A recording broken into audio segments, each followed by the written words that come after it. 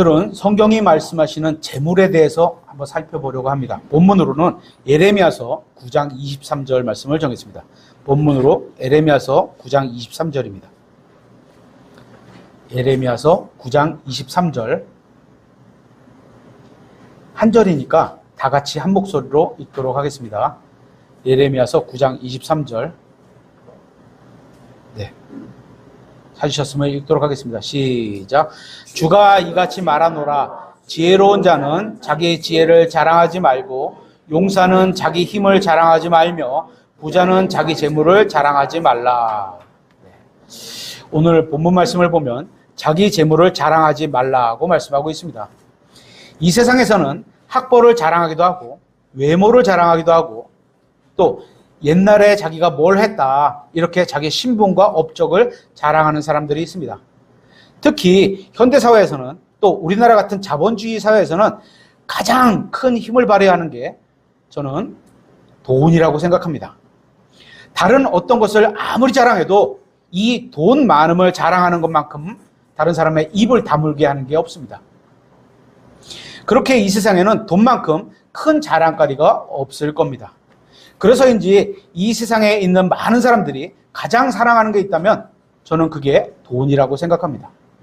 왜냐하면 많은 사람들이 돈을 모으려고 수단과 방법을 가리지 않고 사는 것을 그리 어렵지 않게 볼 수 있기 때문입니다. 재물을 대표하는 게 돈이라고 생각합니다. 이 돈 때문에 형제들 간에 싸우고 죽이기도 하고 또 부모 자식 간에 원수가 되는 경우도 보게 됩니다. 그러니까 이 재물이란 것이 얼마나 큰 힘을 가지고 있고 또 큰 매력적으로 사람을 끌고 있는지 우리가 쉽게 짐작할 수 있는 겁니다. 오늘날에 있어서 재물은 하나님과 예수 그리스도보다 훨씬 더 많은 사람들에게 영향을 미치고 있고 또 사랑받고 있습니다. 거듭나지 않은 사람들은 말할 것도 없고 예수님을 믿고 거듭난 사람 중에도 많은 사람들이 하나님보다 재물을 더 사랑하고 있는 것 같습니다. 구원받는 마음만 있다면, 구원을 받고 싶다, 이런 마음만 있다면 예수님을 믿고 구원받는 건 그리 어렵지 않습니다. 예수님께서 십자가에 달려 피 흘려 죽으신 것이 나의 죄값을 치르기 위해서 죽으신 것이고 그리고 그분이 부활하셨다, 이렇게 믿으면 구원받을 수 있습니다. 이처럼 구원은 아주 쉽습니다. 그런데 문제는 구원받은 이후의 삶이 그리스도인답게 사는 것은 쉽지 않다는 겁니다. 자기를 부인해야 하고 자기 십자가를 지어야 하고 내 마음대로 살지 않아야 하고 주님의 말씀을 믿음으로 살아야 하고 이렇게 사는 건 쉽지 않은 일입니다. 그 중에도 구원받은 많은 사람들이 구원받지 않았을 때처럼 여전히 하나님보다 재물을 더 사랑하고 있는 게 문제인 겁니다. 그래서 성경은 우리가 하나님과 재물을 동시에 섬길 수 없다고 말씀하고 있습니다. 여러분이 성경을 읽으면서 관심 갖고 살펴보셨는지는 모르겠지만 성경은 거듭남에 대한 말씀보다 재물에 대한 말씀이 훨씬 더 많이 기록되어 있습니다. 오늘날 많은 그리스도인들이 사도 바울처럼 그리스도의 십자가를 자랑하지는 않으면서 세상 사람들처럼 재물을 자랑하고 있습니다. 주님께서는 이러한 현상이 일어날 것을 미리 아시고 계시록을 통해서 그리스도인들에게 미리 경고의 말씀을 주셨습니다. 한번 찾아보겠습니다. 계시록 3장 17절입니다.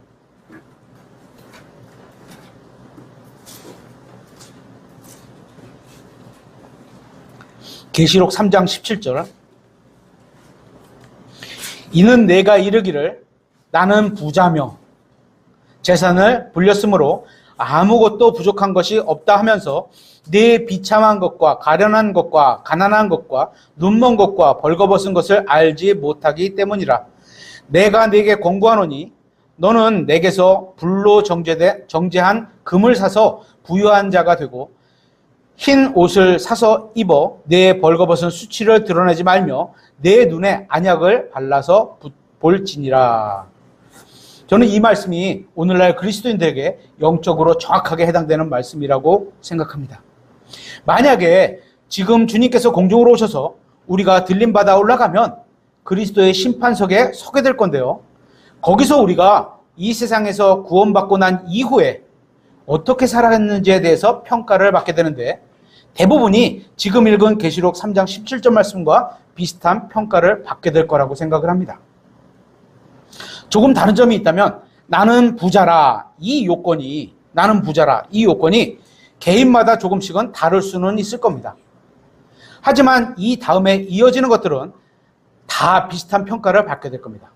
어떤 평가를 받게 된다고요? 17절에 내 비참한 것과 가련한 것과 가난한 것과 눈먼 것과 벌거벗은 것을 알지 못하기 때문이라. 이러한 주님의 평가로부터 우리가 자유로울 수는 없다고 생각합니다. 구원받은 사람이 이 세상에서는 부유하지만 하나님께는 가난하게 보일 거란 겁니다. 여기서 말하는 부유함과 가난은 꼭 물질적인 것만을 말씀하시는 건 아닙니다. 혹시 여러분이 나는 지금 이 세상에서도 부자가 아닌데 이렇게 생각하실 수도 있을 겁니다. 이건 자기가 소유한 물질적인 재산만을 생각하는 거겠죠. 영적인 재산은 어떤 게 있을까요? 구원, 영원한 생명, 하나님의 자녀가 된 신분, 그리스도와 함께 받는 공동 상속권, 성령님의 인치심, 칭의, 하늘에 속한 신분과 권리, 하늘의 집, 왕국의 통치권, 믿음, 소망, 사랑. 이런 한 가지 한 가지가 물질적인 가치로 평가할 수 없는 아주 귀한 것들입니다. 그러니까 여러분이 소유한 물질 재산과 또 하나님께서 주셔서 가지고 있는 이 영적 재산을 서로 비교해 보시면 좋겠습니다. 어떤 게 더 클까요? 어느 게 더 가치가 있을까요?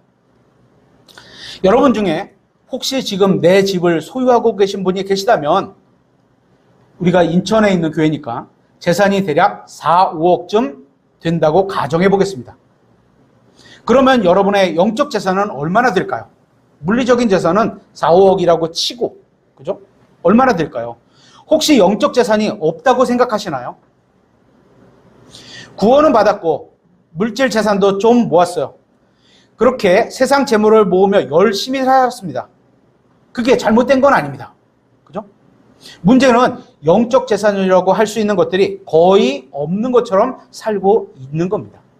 예수님께서 이렇게 말씀하셨습니다. 마태복음 6장 24절 한번 찾아보겠습니다. 마태복음 6장 24절.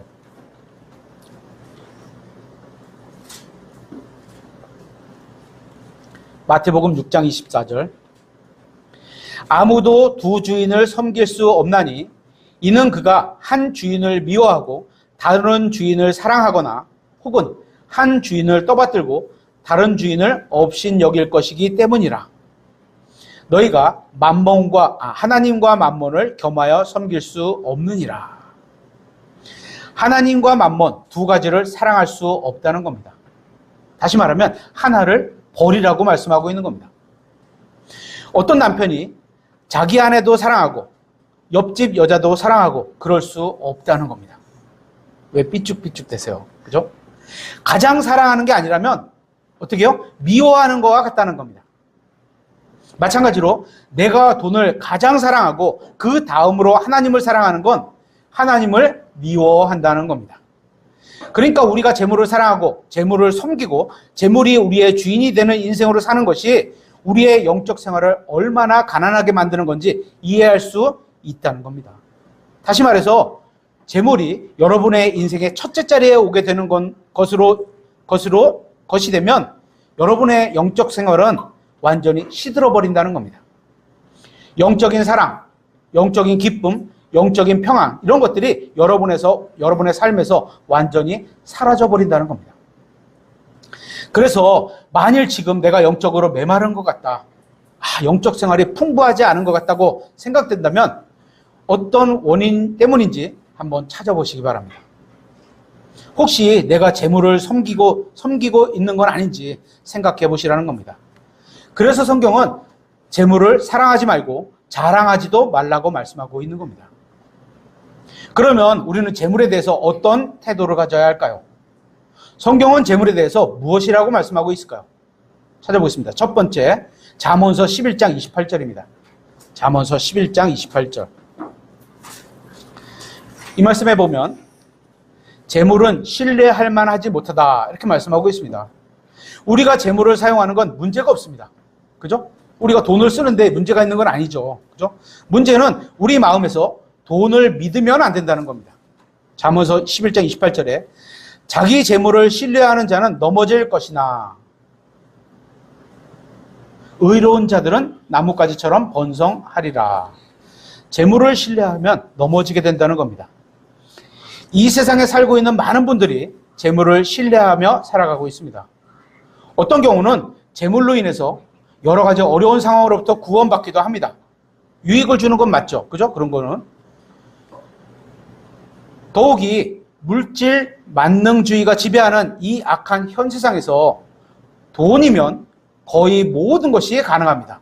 거의 모든 것. 그죠? 그래서 전도서 10장 19절 말씀에 이렇게 말씀하고 있습니다. 돈은 모든 것들에 대응하느니라. 모든 것들을 다 막아줄 수 있다. 상대할 수 있다. 이런 거예요. 그죠? 이 말씀처럼 돈은 악하고 음란한 이 세상에서 모든 것을 해결해 주는 것처럼 보입니다. 간음, 살인, 음행, 동성연애 이 같은 범죄들이 돈의 힘으로 묵인되는 것도 사실입니다. 이처럼 돈은 이 세상에서 모든 것을 해결해 주는 것처럼 보입니다. 그런데 정작 가장 중요한 문제는 해결하지 못합니다. 생명, 또 구원 같은 겁니다. 돈이면 이 세상에서 안 되는 것이 없는 것처럼 보이지만 영원히 멸망하지 않는 왕국에 들어가는 데에 있어서는 돈이 어떤 힘도 되지 못합니다. 헌금 많이 하면 들어가나요? 아니죠. 똑같은 거예요. 그렇게 이 세상에서는 돈을 신뢰하는 자들을 현명하다고 하겠지만 오늘 세상에서는 주님을 신뢰하는 사람들이 훨씬 더 현명하다고 것을 세상 모든 사람이 알게 될 겁니다. 두 번째, 돈은 허무한 겁니다. 찾아보겠습니다. 잠언서 23장 5절에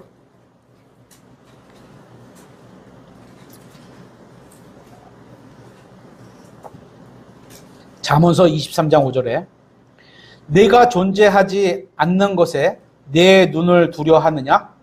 재물은 반드시 스스로 날개를 만들어 누군가가 쫓아내는 게 아니에요. 재물 스스로가 날개를 만들어 독수리같이 하늘을 향해 날아가느니라. 독수리가 하늘로 날아가면 어떻게 되죠? 더 이상 나와는 관계가 없어지는 겁니다. 잡을 수도 없고 내 눈에서 나라가 사라져버립니다. 돈이 그와 같다는 겁니다. 날개를 달고 날아가 버린다는 겁니다. 성경은 우리의 인생이 사라져버리는 수증기와 같다고 말씀하고 있습니다. 그러니까 재물도 그와 같다고 말씀하고 있는 겁니다.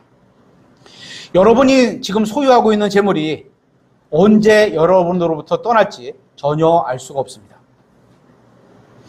예전에 저희 집은 아버지가 열심히 사신 결과로 인해서 제법 많이 부유했었습니다. 그러다 우리나라에 외환위기가 왔을 때 많은 재산이 순식간에 날아가 버렸습니다. 그때 평가받았던 게 한 65억 정도 됐던 것 같아요. 그냥 그래야지 그 가족 재산을 근거로 회사에서 화의를 신청을 했구나, 법원에. 그래서 그 평가 금액을 알 수 있는 거죠. 적지 않죠? 30년 전인데, 그죠? 순식간에 다 날아가 버렸습니다. 성경 말씀 그대로 된 겁니다. 제가 확실한 한 가지를 말씀드리면 여러분 중에는 주변 사람보다 돈이 좀 많이 가지신 분도 있으실 것이고 반대로 좀 적게 가지신 분도 있을 겁니다. 이 둘의 공통점이 뭔지 아세요? 어쨌든 간에 결과적으로 다 0이 될 거라는 겁니다. 더 많이 가지고 계신 분도 0이 될 거고 조금 덜 가지고 계신 분도 0이 될 겁니다. 여러분이 가지고 있는 재물은 언젠가 여러분을 완전히 떠나버릴 날이 온다는 겁니다. 그래서 재물을 자랑하는 것이나 재물을 신뢰하는 것은 헛된 일이 되는 겁니다. 이건 구원받았든지 구원받지 않았든지 상관이 없습니다. 재물을 신뢰하는 사람의 인생은 언제나 허무하게 끝나게 된다는 겁니다. 여러분이 허무한 재물을 신뢰하지 않고 인생의 참된 의미가 되시는 예수님을 신뢰한다면 주님께서 여러분과 항상 함께 하실 겁니다. 떠나서 날아가 버리는 게 없다는 거죠. 세 번째, 재물은 우리의 마음에 만족을 주지 못합니다. 전도서 4장 8절 한번 찾아보겠습니다.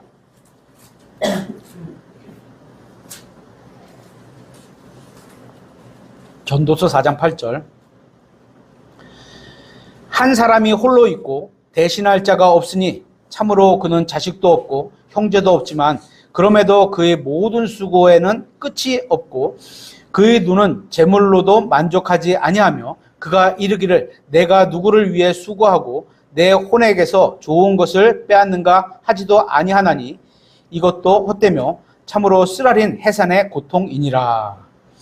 많은 사람들이 재물을 모으려고 애쓰며 수고하고 있습니다. 그 이유는 대부분의 사람들은 재물이 자신에게 큰 만족을 줄 거라고 생각하기 때문입니다. 그래서 사람들은 재물을 모으는데 많은 시간을 들이고 노력을 들이고 있는 겁니다.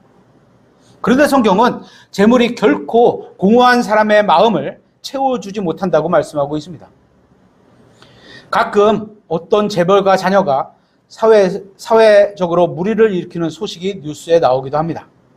이들이 마약, 음주운전, 성범죄 이런 걸 즐기는데 이들이 돈이 없어서일까요?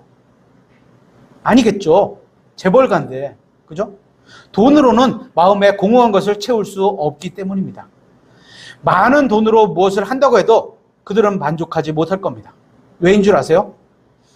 아무리 많은 재물로도 밑빠진 독에 물 붓는 것처럼 타락한 인간의 욕망을 채워줄 수 없기 때문인 겁니다. 성경은 예수 그리스도를 소유하지 못한 사람은 결코 만족함이 없다고 말씀하고 있습니다. 그러면 예수 그리스도를 소유하기만 하면 다 만족하며 살 수 있는 건가요?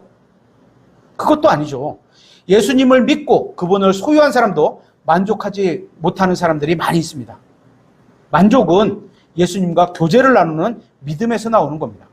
신앙 생활에서 나오는 거죠. 신앙만이 아니고 생활까지 붙어야 되는 거예요. 한마디로 말해서 표현이 좀 이상하게 들릴 수는 있지만 여러분의 인생이 예수님을 누려야 다시 말해서 예수님을 사용해야 좀 이상하죠? 만족감을 느낄 수 있는 겁니다. 그죠? 누가 이런 말을 했습니다. 모든 사람의 마음에는 하나님의 모양의 공백이 있다. 모든 사람의 마음에는. 이 공백을 채우려면 누가 있어야 돼요? 하나님이신 예수님을 내 안에 받아들여야 하고 또 그분과 교제를 나누며 살아가야 한다는 겁니다. 예수님만이 채울 수 있는 이 공간. 그죠? 그러면 일단은 먼저 구원받아서 받아들여야죠. 그리고 그분과 함께 동행해야지만 이 공간이 채워진다는 겁니다. 네 번째, 재물은 열매를 맺지 못하게 합니다. 마태복음 13장 22절 한번 찾아보겠습니다. 마태복음 13장 22절.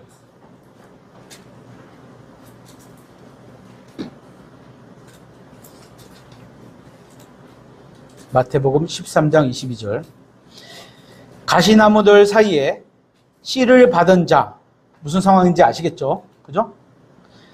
가시나무들 사이에 씨를 받은 자 또한 말씀을 듣되 이 세상 염려와 재물의 속임수가 말씀을 숨막히게 함으로 열매를 맺지 못하게 되는 자니라. 재물의 속임수가 있다는 거죠. 여기에 재물의 속임수라고 말씀하고 있습니다. 돈이 사람을 속인다는 겁니다.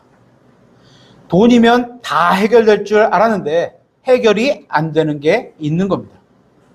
이게 돈이 사람을 속인다는 겁니다. 어떤 사람이 교회에서 하나님을 위해 사는 건 가치 있는 인생이다. 이렇게 얘기를 합니다. 맞는 얘기죠. 그러면서 하지만 지금은 돈이 없지 않느냐. 돈을 좀 더 벌고 성공하고 나서 나중에 하나님을 위해 더 열심히 섬기면 되지 않겠느냐라고 생각을 합니다. 그래서 지금은 돈 버는 데만 열중을 하고 성공하고 나서 교회에 헌금도 많이 하고 그때 가서 예배도 빠지지 않고 성경도 많이 읽고 그렇게 하나님을 섬기면 된다고 생각을 합니다. 이게 속은 겁니다. 우리가 하나님을 섬기는데 어느 정도는 돈이 필요하겠죠. 그죠? 어느 정도는. 그런데 그보다 더 본질적인 것은 우리의 마음이 하나님을 향하고 있어야 한다는 겁니다. 진실한 마음이 있으면 재능과 시간과 돈은 하나님이 필요에 따라서 채우실 겁니다. 그죠? 마음으로 내가 하나님을 섬기려는 마음이 진짜 있다면 부족한 거는 하나님이 채우실 거라는 겁니다. 그러니까 우리에게 진실한 마음이 있어야 하는 겁니다. 혹시 여러분은 재물 때문에 여러분 안에서 하나님의 말씀이 열매를 맺지 못하고 있는 건 아닙니까?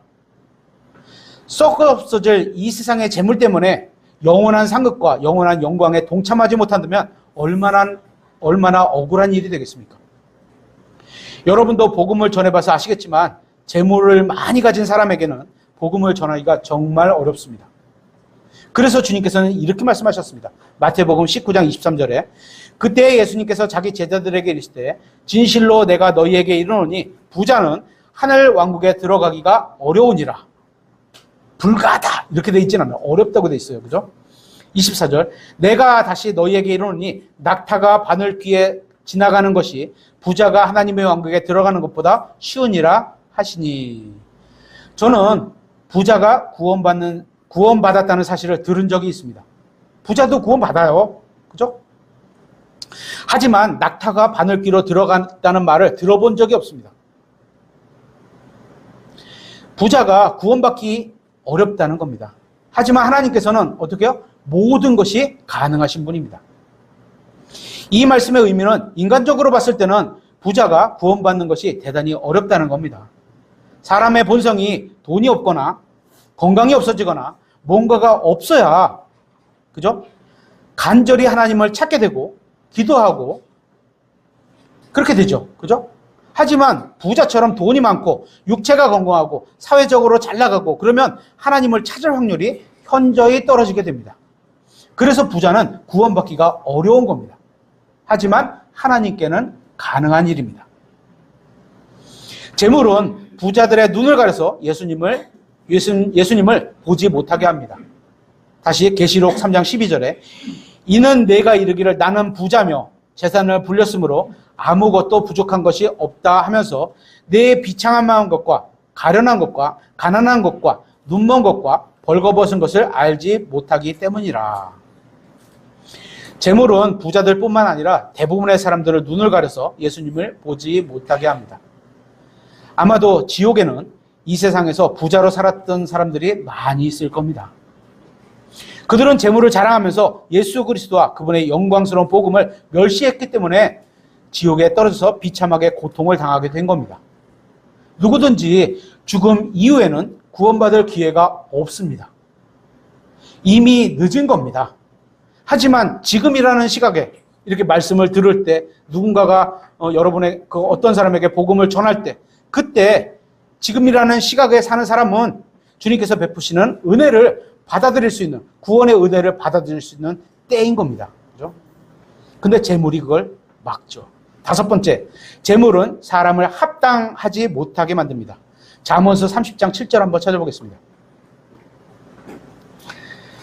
재물을 가진 사람들은 하나님의 왕국에 들어가기가 어려울 뿐만 아니라 지금 찾아봤죠. 하나님의 왕국에 들어가고 나서도 하나님의 자녀로 하여금 합당치 못한 삶을 살게 걸림돌이 될 수 있는 겁니다. 잠언서 30장 7절에 내가 두 가지 일을 주께 요청하였사오니 기도한다고 볼 수 있는 거죠. 요청한다는 건 내가 죽기 전에 그것들을 내게 주시기를 거절하지 마옵소서. 꼭 달라 이런 얘기입니다. 하나님께. 8절 헛된 것과 거짓말을 내게서 멀리 옮기시며 우리 이런 삶을 살면 안 됩니다. 그죠? 멀리 옮기시며 나를 가난하게도 마시고 여기까지는 다 동의하게 될 것 같아요. 그죠? 가난하게도 마시고 부하게도 마시며 부자가 되는 것도 너무 부자가 되는 것도 마시며 내게 알맞은 양식으로 나를 먹이소서. 내가 배불러서 주를 부인하고 말하기를 주가 누구냐 할까 염려하며 우리 생활 가운데 이런 게 있을 수 있습니다. 그죠? 돈 많으면요, 그럴 수 있어요. 신실했었던 사람도 갑자기 무슨 보상비용, 막 몇십억이 막 통장에 들어오고 막 이러면요, 주일 예배가 훅 뒤로 밀려져요. 그리고 어디가? 해외여행. 해외여행이 나쁘다는 얘기 아닙니다. 필요하면 가실 수 있어요. 주님의 자유로우시면 가실 수 있어요. 또 다니세요. 그래야지 여행업에 있는 사람도 거기도 직종을 갖고 있는 거니까 거기도 먹고 살죠. 근데 우선순위가 하나님이 뒤로 밀른다는 게 문제가 된 거죠. 그죠? 그죠? 그렇게 돼요. 염려할까 하오며 또 내가 가난하여 도둑질하고 너무 가난해서 그죠? 도둑질해서 먹어야 돼. 이러면 안 된다는 거죠. 그죠? 그런 마음이 어떠냐는 거죠. 내 하나님의 이름을 헛되이 취할까 염려하나이다. 실제로 구원받은 하나님의 자녀들이 재물의 풍족함으로 인해서 하나님을 잊고 살기도 합니다. 참된 그리스도인이라면 재물이 많아서 하나님을 부인하는 것보다 재물이 많지 않아도 하나님을 두려워하는 것이 오늘 세상에서는 훨씬 더 큰 유익을 줄 수 있습니다. 잠언에서 나오는 이 기도는 정말 저는 멋진 기도라고 생각합니다. 아마도 대부분의 그리스도인들은 재물을 적당히 달라고 하는 기도를 찾기가 쉽지 않습니다. 그죠? 이 기도는 가난하게도 마옵시고 부자가 되게 하지도 말라고 기도하고 있습니다. 왜 그렇죠? 그 이유를 디모데전서 6장 17절에서 말씀을 찾을 수 있습니다. 한번 찾아보겠습니다. 디모데전서 6장 17절. 부자가 나쁜 거 아닙니다. 하나님께서 은혜를 베푸셔서 부유하게 하실 수 있어요. 그죠? 구약에도 그런 많은 사람들이 있었잖아요. 그거를 올바로 사용하느냐, 하나님의 올바른 방법으로 하나님의 일에 올바로 사용하느냐, 이게 문제가 되는 거죠. 디모데전서 6장 17절. 이 세상에서 부유한 자들에게 명하여 그들이 마음을 높이지 말고 확실하지 않은 재물을 신뢰하지도 말며, 부유한 자들이 갖고 계실 위험성을 두 가지로 딱 얘기를 하고 있어요. 그죠? 오히려 살아계신 하나님 곧 우리에게 모든 것을 풍성히 주사 누리게 하시는 분을 신뢰하게 하시고, 우리에게 모든 것을 풍성히 주시는 분, 다시 말해서 돈을 주시는 하나님을 신뢰하라는 겁니다. 돈을 신뢰하라 이게 아니고 돈을 주시는 하나님을 신뢰하라. 그죠? 돈은 우리에게 아무런 소망을 주지도 못한다고 말씀하고 있는 겁니다. 그렇기 때문에 재물에 소망을 두는 것은 불확실한 것에 소망을 두는 겁니다. 재물은 미래에 일어날 불안한 일로부터 우리를 안전하게 지켜주지 못합니다. 어느 정도는 지켜주겠죠. 하지만 아까 말씀드렸잖아요. 언제든지 재물이 자기가 날아갈 수 있어요. 우리가 내쫓지 않아도 날아갈 수 있는 거예요. 하지만 살아계신 하나님은 우리에게 모든 것을 풍성히 주시고 주신 것으로 누리게 하시는 분께 소망을 두라고 성경을 말씀하고 있는 겁니다. 성경은 이 세상에서 부유한 자들에게 명하여 그들이 마음을 높이지 말라고 말씀하고 있습니다. 재물은 마음을 교만하게 만듭니다. 그리고 성경은 하나님께서 모든 교만한 자들을 쳐서 낮추실 것이라고 경고하고 있습니다. 그죠? 재물이 많음으로 인해서 교만해졌다. 쳐서 낮추실 것이다. 이게 하나님이 좋게 베푸시는 선이라는 거예요. 그죠? 그래서 재물에 소망을 두는 것은 어리석은 겁니다. 성경에 따르면 이 세상에 있는 것들은 다 사라져 버릴 겁니다. 하지만 예수님은 사라지지 않는 분입니다. 그래서 참된 소망은 예수님께 두어야 하고 그분을 믿었던 사람은 소망이 사라지지 않게 되는 겁니다. 영원히 있으니까. 그죠? 다만 예수님을 믿고 구원받은 삶이라도 이 세상에서는 돈이 좀 있어야 살 수 있습니다. 돈은 나쁜 게 아닙니다. 돈은 가치 중립적입니다. 옳은 것도 아니고 나쁜 것도 아니고. 그죠? 중립이에요, 딱. 하지만 돈을 사랑하는 마음은 나쁜 겁니다. 돈에게 마음을 빼앗겨. 그죠? 이런 건 나쁜 거죠. 마치 칼이 나쁜 건 아니지만 칼로 사람에게 상해를 입힌다면 나쁜 게 되는 것처럼 돈을 사용하는 방법에 따라서 내가 어디에 가치를 두느냐, 얼마를 두느냐에 따라서 그게 죄가 될 수도 있다는 겁니다.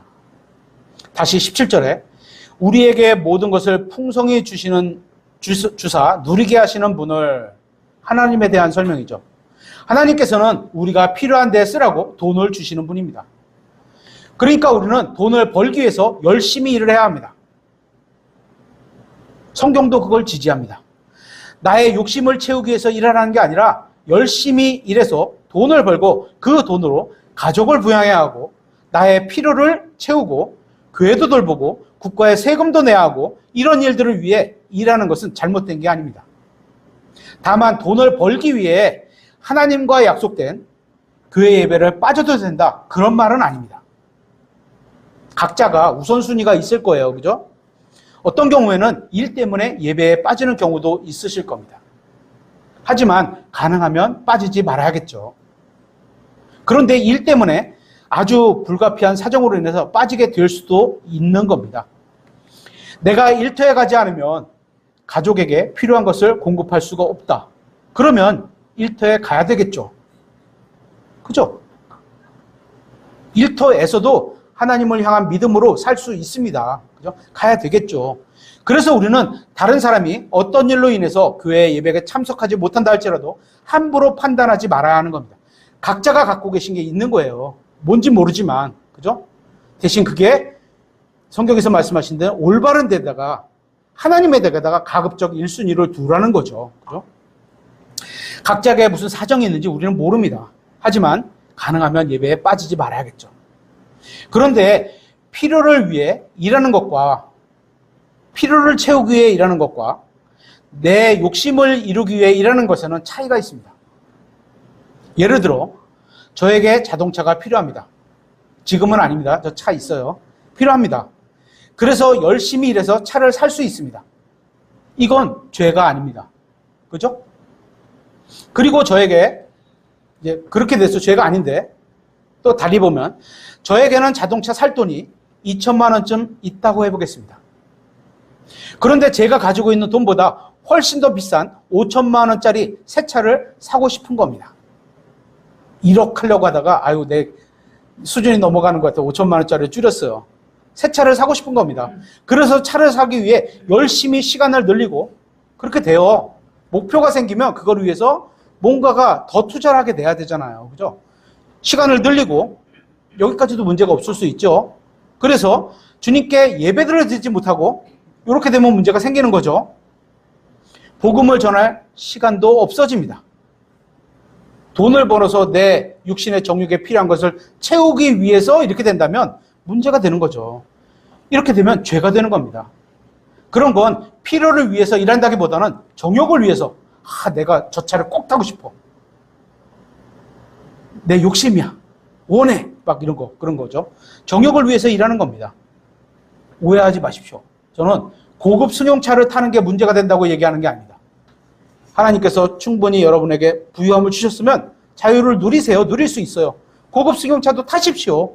그죠? 주유소에서 일하는 사람은 기름을 넣어야, 고급 승용차가 많이 캐먹는 기름을 넣어야지 주유소에서 근무하는 근로자 중에 그리스도인도 있을 거 아니에요. 거기도 직장이 돌아갈 수 있는 거거든요. 그러니까 뭐 하지 마라 이런 거 아닙니다. 그죠? 여건이 주신 만큼 쓰세요. 적절히하게 쓰세요. 근데 각자의 여건과 필요에 따라서 고급차를 타고 다닐 수 있는 겁니다. 그죠? 우리는 이 세상에 사는 동안에 재물이 필요합니다. 하지만 이 세상은 영원하지 않다는 겁니다. 또 이 세상은 언젠가 주님께서 이 세상에 오셔서 심판하실 겁니다. 다만 그날이 이르기 전에 우리가 먼저 이 세상을 떠날 수도 있습니다. 그래서 자기가 쓸 만큼 있으면 된다고 생각하는 겁니다. 또 성경에는 자녀에게 유산으로 물려주는 것도 긍정적으로 표현을 하세요. 그렇죠? 하라 이렇게 명령하진 않지만 자녀에게 좋은 유산을 주는 것은 긍정적으로 표현하세요. 그게 좋은 게 신앙의 유산이 1순위가 되겠죠. 그다음 물질적으로 줄 수 있으면 줄 수 있는 거죠. 그렇죠? 재물은 쓸 만큼 있으면 되고 오히려 많은 건 우리가 이 세상에서 주님의 뜻대로 사는데 방해가 될 수 있다는 겁니다. 저도 예전에 어떤 생각을 해봤던 것이 있습니다. 하나님께서 왜 나에게 많은 돈을 주시지 않을까? 좀 많이 주면 더 큰 사역을 위해서 더 많이 쓸 수 있을 텐데 이런 생각을 해보는 거죠. 왜 월급이 많은 곳으로 옮겨주시지 않을까? 왜 요거밖에 안 돼? 더 많은 데로 왜 안 옮겨주실까? 이런 생각을 해보기도 했습니다. 그리고 성경이 저에게 말씀하시는 말씀은 제가 하나님의 뜻대로 사는데 방해가 되기 때문에 주시지 않겠다는 겁니다. 그래서 저는 가진 것에 만족하라고 말씀하시는 이 말씀을 믿고 있습니다. 누가복음 12장 15절에 이렇게 말씀하고 있습니다. 그들에게 이르되 탐욕을 주의하고 조심하라. 사람의 생명이 그가 소유한 것들의 풍성함에 있지 아니하니라. 부유함, 그죠? 부자, 있지 아니하니라. 재물에 있어서 하나님이 우리에게 원하시는 것은 재물에 있어서 내 시작은 미약하였으나 내 끝은 창대하리라 라는 말씀을 주시는 게 아니라 그런 말씀을 주시면 얼마나 좋겠어요. 사업만 시작하면 막 불어날 거 아니에요. 그죠? 이런 게 아니라 탐욕을 조심하고 사람의 생명이 그의 풍성함에 있지 않다고 말씀하시는 말씀을 믿으라는 겁니다. 이 말씀은 여러분과 저 같은 예수님을 따르는 제자들에게 주시는 말씀입니다. 탐욕, 가진 것보다 더 이상을 가지려는 욕심. 이 탐욕을 주의하고 조심하라는 겁니다. 그러면서 재물이 많다고 해서 생명이신 예수님을 드러낼 수 있는 게 아니라는 겁니다. 구원받은 우리는 생명이신 예수님 안에 있습니다. 그래서 우리의 풍성함은 이 세상에 자랑하는 재물에 있는 게 아니라 예수님 안에 있는 겁니다. 그러니까 우리가 자랑해야 하는 것은 재물이 아닌 겁니다. 재물이 많은 걸 막 자랑하는 거. 어떻게 돼요? 그럼 사기꾼이나 끼고요. 도둑이 낄 뿐이에요. 그죠? 우리가 무엇을 자랑해야 한다 하면 뭐를 자랑해요? 주님을 자랑해야 하는 겁니다. 찾아보겠습니다. 고린도전서 1장 31절. 고린도전서 1장 31절.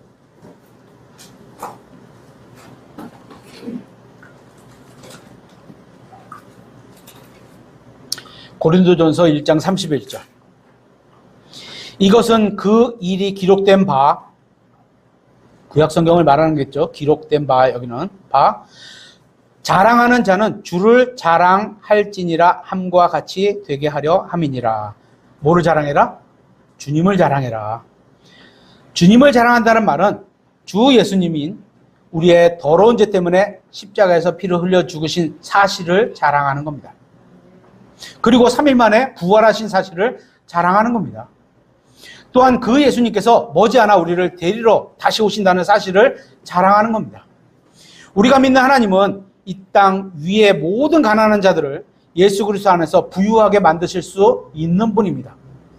어떻게요? 말씀만 한 번만 하면 되는 거예요. 세상을 창조하실 것처럼 모든 가난한 자들은 부유할지니라 그러면 끝나는 거예요. 그죠? 다 부유하게 되는 거예요. 하실 수 있는 분입니다. 하지만 그게 유익이 안 가니까 안 하고 계신 거죠. 모든 강한 자들의 부유함이 되시고 또 모든 연약한 자들의 강함이 되시고 또 모든 어리석은 자들의 지혜가 되시는 그 예수님만이 우리의 자랑거리가 된다는 겁니다. 이런 걸 자랑하라는 거예요. 흔히 사람들은 자기가 좋아하는 어떤 정치인이나 또 자기가 좋아하는 어떤 연예인이나 또 자기가 좋아하는 어떤 스포츠 스타를 자랑하지만 구원받은 우리는 우리의 주님이신 예수 그리스도를 자랑해야 한다는 겁니다. 갈라디아서 6장 14절 한번 찾아보겠습니다. 갈라디아서 6장 14절.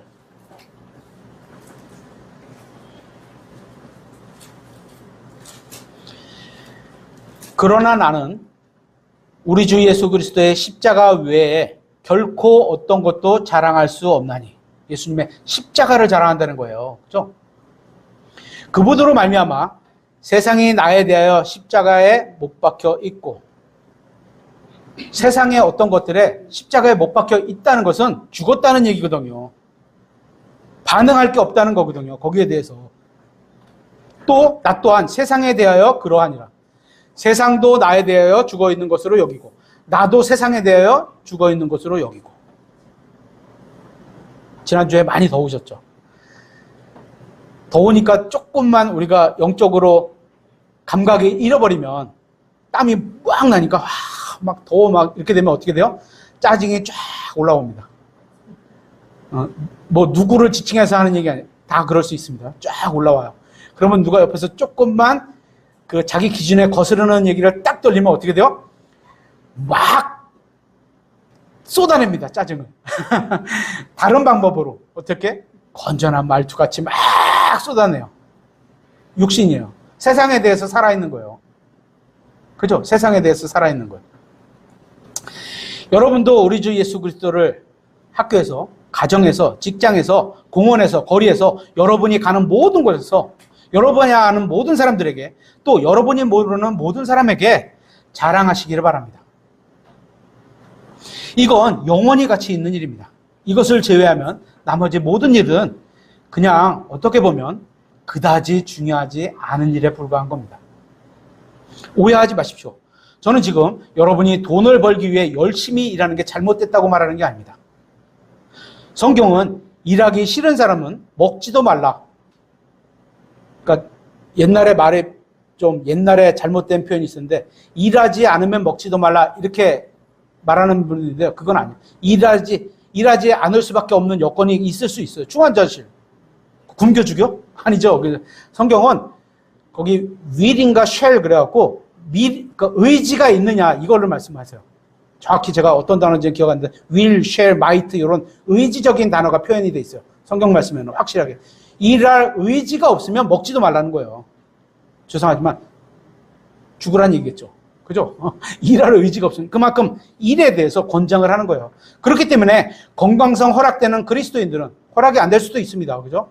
아파서 못할 수도 있고 마음은 있는데 뭐 다리가 불편할 수도 있고 또 소화기관이 불편할 수도 있고 두통이 있을 수도 있고 못할 수도 있어요. 그렇지 않다면 그러니까 육체적인 건강에 허락되는 그리스도인은 일을 해야 합니다. 더욱이 그리스도인들이 열심히 일하는 것은 하나님의 뜻입니다. 직장에서 누구의 일같이? 주님의 일같이.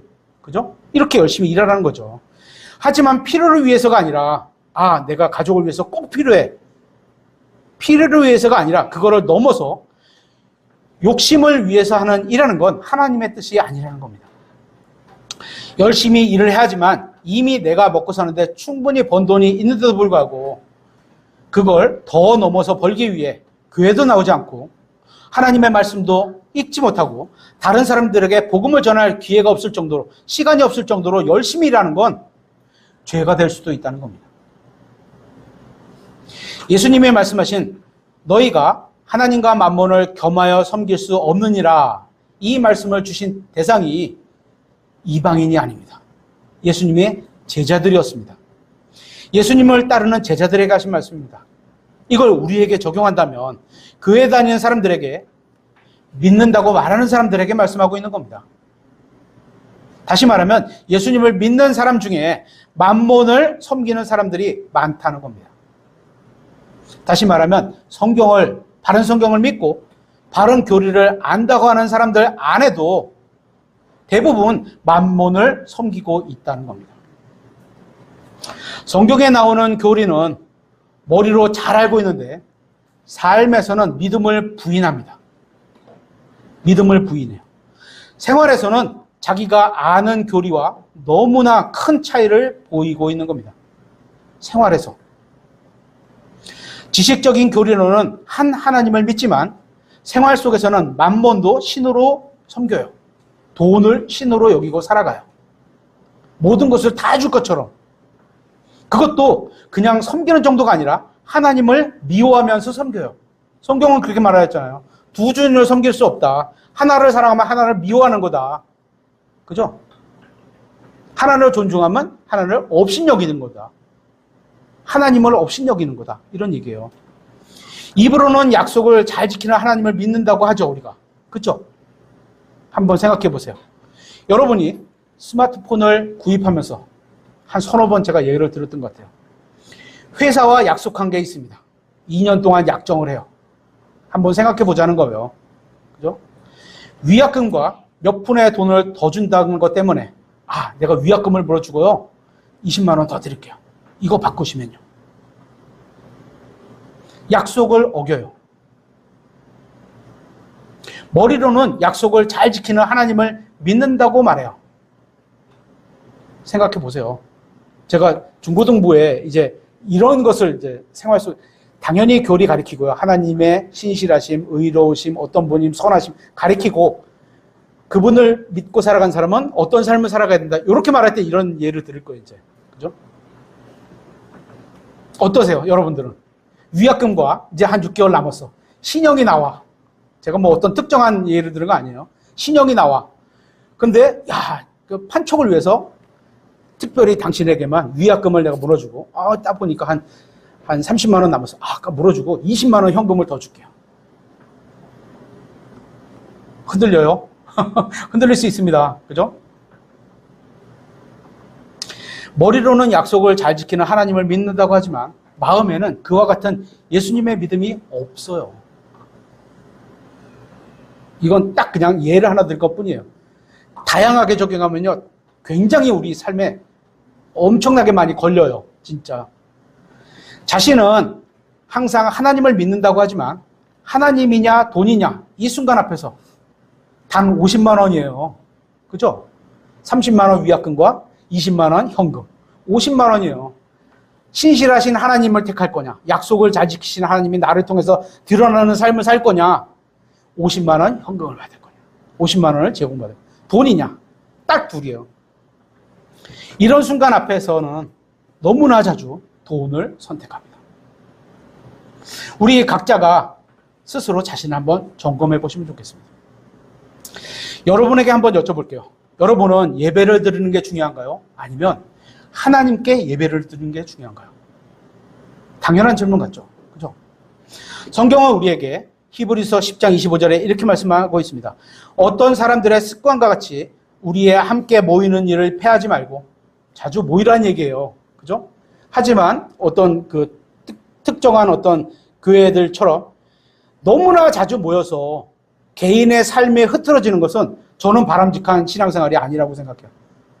교회는 약속한 적절한, 이게 적절하니까 다 다를 수는 있겠지만, 적절한 정도의 시간과 어떤 횟수를 정해서 말씀을 먹고 함께 기도하고 어떤 성경을 공부하고 이런 시간을 갖는 게 필요하고 해야 되지만, 이게 너무나 많아져갖고 매일 들어와라. 행사가 매일 있다. 예를 들어서 막 1년에 100일이 행사가 있다. 직장도 끊어야 되고요. 할 수 있는 게 별로 없어요, 진짜. 그죠? 전 적절하지 않다고 생각해요. 어쨌거나. 모이는 일을 함께 패하지 말고, 모이는 일을 패하지 말고, 서로 권면하되 그날이 다가옴을 너희가 볼수록 더욱 그리하자. 이렇게 말씀하고 있습니다. 함께 모이는 습관도 중요하다는 겁니다. 그렇게 모이라는 이유는 말씀도 듣고 함께 찬양을 하고 교제도 나누고 서로 격려해주고 등등 여러 가지가 있을 겁니다. 그 중에 우리가 주의 첫날, 흔히 주일이라고 하는 날, 우리 조카가 물어보더라고요. 왜 주일이라고 해? 날 모이는 가장 큰 의미는 주님을 주님으로 여기는 거고, 그죠? 하나님께서 모이는 거에 패하지 말라. 주님을 주님으로 여기는 거고, 두 번째, 주님께 경배를 드리기 위해서인 겁니다. 가장 많이 모일 수 있기 때문에 일요일 날 드리는 거예요. 만약에 우리 지역에, 우리 교회에, 우리 지역에 어떤 특정한 회사가 하나가 생겼는데, 거기는 모든 직원이 일요일 날 출근할 수밖에 없는 직종이라고 예를 들어 보세요. 그러면 우리 교회는 협의해서요, 월요일 날 드릴 수도 있어요, 예배를. 그죠? 그러니까 일요일 날 다 많이 모일 수 있기 때문에 일요일 날 드리는 거예요. 이건 우리 교회, 우리가 지역교회로 모여서 주님께 약속한 날과 시간입니다. 왜냐면 여기 오기도 전에부터 계속 우리 교회는 이렇게 예배를 드립니다 하고 주님과 약속한 시간이에요. 그죠? 우리가 하나님과 약속을 했습니다. 그래서 저희가 모여서 드리는 거예요. 그래서 우리 교회는 이 시간에 예배를 드리고 있는 겁니다. 그런데 빠질 때도 있었고 늦을 때도 있으셨을 겁니다. 또 어떤 날은 하나님 앞에 준비된 마음으로 오지 않았을 때도 있을 겁니다. 그런데 생각해 보세요. 저는 회사에는 늦지 않습니다. 저는 회사에 늦은 적이 아마도 제 기억에는 거의 없습니다. 왜 늦지 않을까요? 여러분도 마찬가지겠죠. 거의 늦은 사람 없겠죠. 그죠? 왜 늦지 않을까요? 회사에 자꾸 늦으면 회사에서 잘릴 수 있습니다. 그렇겠죠. 회사 출근 시간에 가끔 늦게 되면 그때 어떤 말을 듣게 되죠? 정신 상태가 썩어 빠졌다. 이런 말을 듣게 될 겁니다. 그렇죠? 실제로 그렇게 들어요. 요새는 어떤 폄하라 그래서 안 쓸지 모르지만 속으로는 그렇게 생각할 수도 있을 거예요. 그죠? 그런데 하나님과 약속한 교회는 좀 늦어도 상관없고, 미안합니다. 좀 늦게 오신 분들. 제가 이거 어저께 준비한 원고예요. 여러분들을 생각해서 만든 게 아닙니다. 오늘 늦게 오셨다고 뭐라고 하는 게 아닙니다. 어쨌거나 하나님과 약속한 교회는 좀 늦어도 상관없고 바쁜 일이 있으면 좀 빠져도 상관없다고 생각을 합니다. 왜 그럴까요? 그 차이는 돈이, 월급이 하나님보다 더 중요하게 작동하기 때문입니다. 회사에 나가면 돈을 줍니다. 그래서 늦으면 안 됩니다. 그런데 교회는 늦어도 된다고 생각합니다. 이게 여러분이 만몬을 섬기고 있는 게 아닐까요? 이게 돈을 사랑하는 게 아닐까요? 돈을 주면 내가 열심히 하는데 돈을 주지 않으면 내가 열심히 하지 않겠다. 이게 만본을 사랑하는 거 아닐까요? 저는 여러분의 각자 사정을 잘 모릅니다. 그래서 저는 여러분의 사정을 판단하고 싶지 않습니다. 그냥 기도할 뿐이에요. 여러분에 대한 판단은 하나님이 하실 겁니다. 그러니까 여러분 스스로가 자신을 돌아보시라는 겁니다. 나는 정말로 하나님을 가장 높은 자리에 두고 있는지, 하나님께 경배를 드리는 것을 나는 가장 중요하게 여기고 있는지 한번 생각해 보시기 바랍니다. 오늘 우리는 재물에 대한 우리의 태도를 살펴봤습니다. 우리가 하는 모든 것들이 하나님에 대한 태도, 즉 나는 그분을 정말로 존중하고 있는지, 이게 가장 중요한 겁니다. 하나님은 하나님과 만몬 두 주인을 섬길 수 없다라고 말씀하고 있습니다.